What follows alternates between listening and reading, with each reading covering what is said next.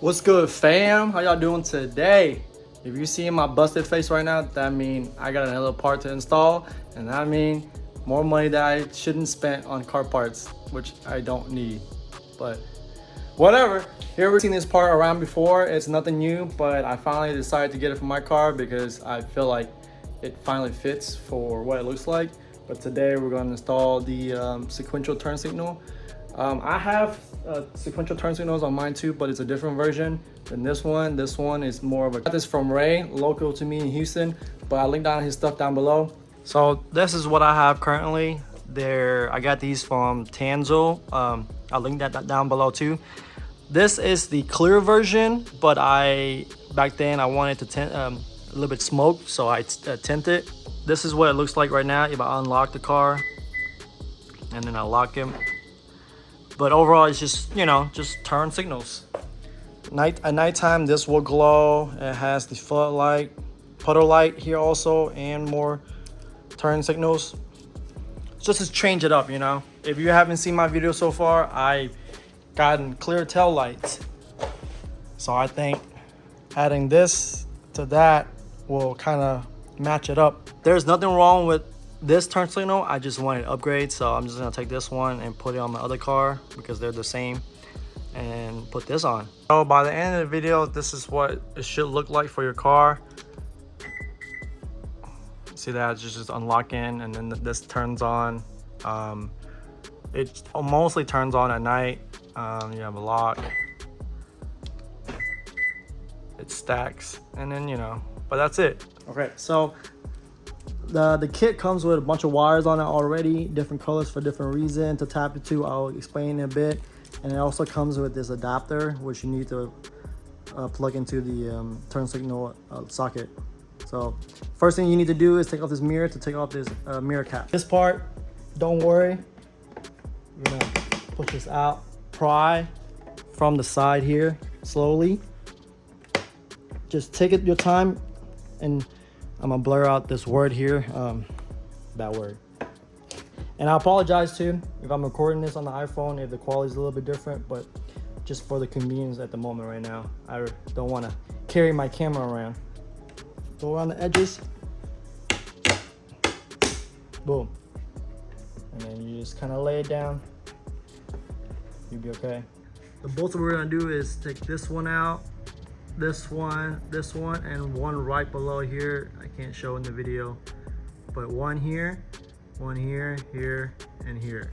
Also, I forgot to mention the tools for this video would be a 10mm ratchet, a screwdriver, some pry tools, and then depending on which way you're gonna do it for the wiring later, maybe some wild taps or wire strippers.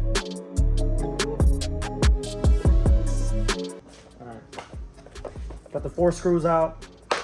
I have my mirror caps off. Put this to the side. Change your LED, this bulb to LED. This is what you can do it also. You're just gonna pull it out. It's just hold by clips and then turn it and then pull the bulb. I don't have to do that since I already did it a long time ago. So for this part, this is the easiest one. It's the plug for the turn signals. You get your adapter right here and then literally just plug it back on. Now, disclaimer for the wiring part, it's a little confusing, but I'll neither have a picture or a chart on here. But what you want to do is match the color. But for this instance, it's flip. You look on here on the OEM wires, and there's a orange and then a pink wire. You would want to match the pink with red on here for this one, and then the orange with the black. So don't worry about this color. Just make sure that whatever pins that match that color, you match it. Now let's double check that everything works. When I press this unlock button, the light should come on. Boom. That's the first part of the install, having it the main power going to here. Okay, second part of the install, we are going to tap the puddle lights for this into our OEM puddle lights. So what you need to do is pull out for the clip. If you want to, you can unplug this. You can start with either one, and how we're gonna do is there's 2 ways. One way is we use a T-tap or a tap in general, and then have the wire and then tap it on here and then just clamp it down. Or the other way is what I did is I cut it a little bit, make a little slit, and then pull the sleeve back, and then take my wire, trim those, and then wrap it around so then it'll be solid, and then I'd wrap it around in electrical tape.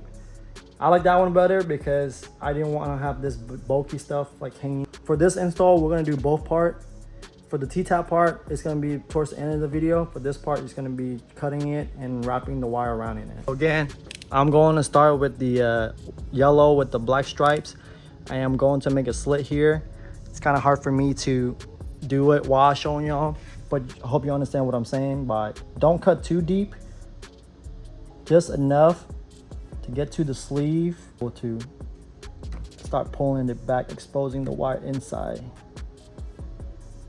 This is what my wire looks like. For one, you see how I trimmed it, and then I just pulled the sleeve back a little bit to expose the wire here, and then I'm gonna trim the other wire and then wrap that around there. The black and white cord is kind of long. You don't need that much, so I'm gonna trim it off and then I'm gonna strip each ends of it. Okay, so the right color to tap into is the yellow with the black is for the black wire, and then just solid yellow is the white wire. If you want to check to see if it works, you're gonna unlock. Boom, Puddle light works. Just so I want to mention these other wires. The blue one right here is the next important one that we need to do, that we need to route into the car, into the control, into the plug of the control of the windows. Now, this black and green one is not that important. It's only important for a function on this turn signal. Let me show you. So right now, you see the turn signal goes sequential. Go from now, you see how it's staggered? It's because of this. Once this is touching each other, it kind of just blinks. If this is separate, now it's up to you whichever way you want it. I'm assuming if you bought this, you want it to be this way. So if you do, either you can cut most of this wire out or you can just wrap this around. What I'm gonna do to save some space, I'm gonna trim up most of this wire and then electrical tape this separately so it never touches each other. So that way I can have this.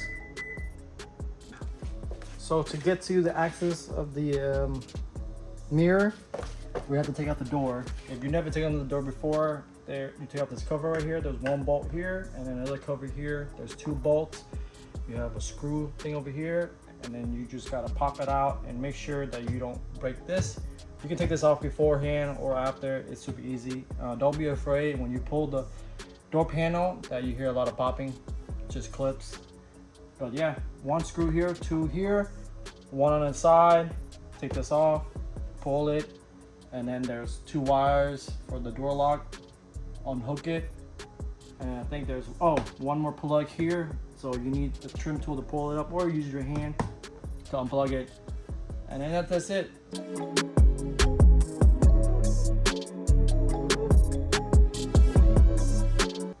Now before you take off, unplug this part, you need to roll on the window because you need access to the holes right here for the bolts for the mirror. Get out, unplug it. Now the gruesome part is pulling the panel. It's gonna sound crazy, but it's okay. You'd be surprised how many times I've taken off this door panel.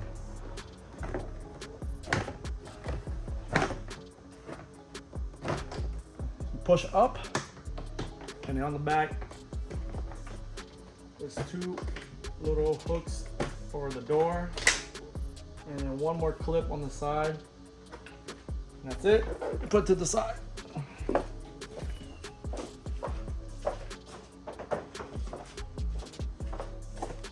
So for this part, yours won't look like this. It'll just be this black thing right here. You pull this back, it exposes the holes for the 3 bolts for the mirror. Like I mentioned, I've taken this door panel and stuff so many times that it barely wants to stick anymore. That's why I have tape here. But Just peel it off. Put this to the side, and then these slots are for the 3 bolts in there, and they're 10 mil. So you do that slowly, and make sure you do 1 bolt at a time and just pull it out slowly, because if not, it's gonna drop in there and it's a nightmare trying to take off the speaker, and then your hand, it's just a mess. Just be careful, don't drop the bolts. Next part is, now the mirrors are pretty much off, but it's hold on by a brown clip. If you look it down from here or here, you can see it. Now right from the top part of the metal, right under that is a little piece of the brown clip that like hooks on. So you can get a long flathead or something like that from under, and then just push it down while you pull this out that way. You don't have to do it my way, but what make it easier for me is I am gonna take off this part here that holds the plug for the mirror, and it's just another 10 mil. Just hold my clips. I want to take off the mirror completely, so that way I can easily route that blue wire all the way down. You don't have to do it. Some people have let this mirror kind of hang enough room for them to wire it down. It's just my preference. Okay, so this blue wire needs to go into this hole right here, all the way out to the bottom to come out, basically falling like this green, a bunch of wire here. Multiple ways you can do it. What I did to make it easy is I use something, or I just try to finesse myself to the side of it all the way down here. And I took this off. You can take this off partially by unscrewing this brown clip and taking this off, and so that way you have space, you can see it here. Now, and the last thing I did, which is a little bit extra, is I unravel the green tape, so then I'm able to use that grommet here all the way out here instead of me cutting a hole or anything like that. That way it's clean, a little more effort, but it's doable. Okay, so this is what I mean. I route the blue wire through the hole here, and it comes out, and you see you're able to remove this all the way if you really want to, but I just want it enough that I can see the hole back there, and I route it all the way through. I unravel this to be able to run that through the grommet here, and like that. So like I said, it's not difficult. You can kind of see the blue wire there. It's not difficult, it's just a little bit effort, but that way, to me, I think this is cleaner, so there's no hole or anything like that, or anything to get water into it, into a power of the plug. In this part, you can either already, you know, strip this and get another wire that you have and extend it already, or you can do it while you put the mirror back on. I did in both ways. The other way, I put the mirror back on and I did it. Now, since I already have it off already, I'm just gonna strip it and do a long wire, and then we're gonna put the mirror back on and run it in there. All right, for the last step of this install, I put the mirror back on. I routed the new wire coming down, and of course through this channel, plug the head, plug the mirror harness plug back in there, and I have this right here. So the next important part is you need to find the plug that gives power to the window controller, which is this one. And then out of all these wires, there's multiple color. Your main focus is the thickest green one right here. For this plug is the very outside, but the thickest green one. Make sure that there's 2 other green ones on this plug. Make sure that you find the thickest green one. Now for this part, I am going to use a tap because it just be easier. I'm gonna route all the wires here, behind here. Now, you can do it here if you want to, but I've learned on the other part, on the other side I just kind of find give it slack, make sure both wires are in the correct spot, and whenever you're ready, just tuck the wire together.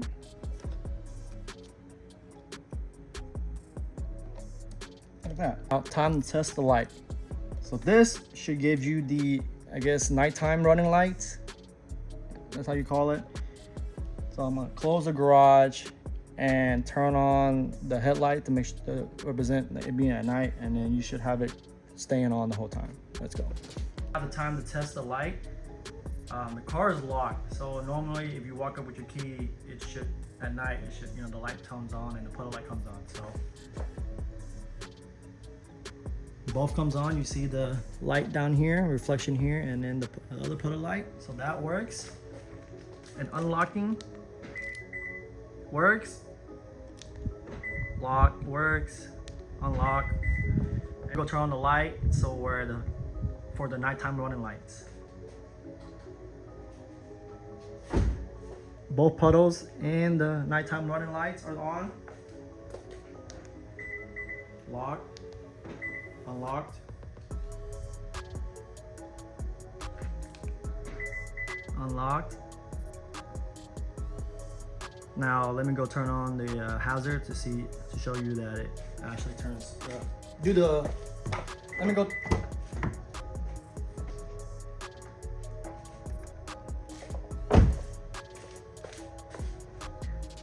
And that's what it looks like when you have the turn signals left or right, or the hazard comes on. It's just like that. We have the turn signals installed on both sides already. It looks good. I highly recommend it. To me, it's worth it because they complete the package with the clear tail lights. Overall, it's not a bad install. I hope that what I mentioned and show you was good enough that you guys can install this at home. I'm glad it's kind of clear with the white, so it definitely goes with the tail lights. Other than that, I want to say that I appreciate everyone that's been watching or watch it all the way to the end of the video. Please like, comment below, and let me know if that is worth it, especially for what I have so far. I'm doing this video because I know that a lot of people out there want to figure out themselves, but they might not know how to. And just like me, you know, you're just learning. So, and having a video to show, and now you know how to do it, helps a lot. And that's one of the reasons why I make these videos. So thank you again. I appreciate every views, every click, every mention, every comment.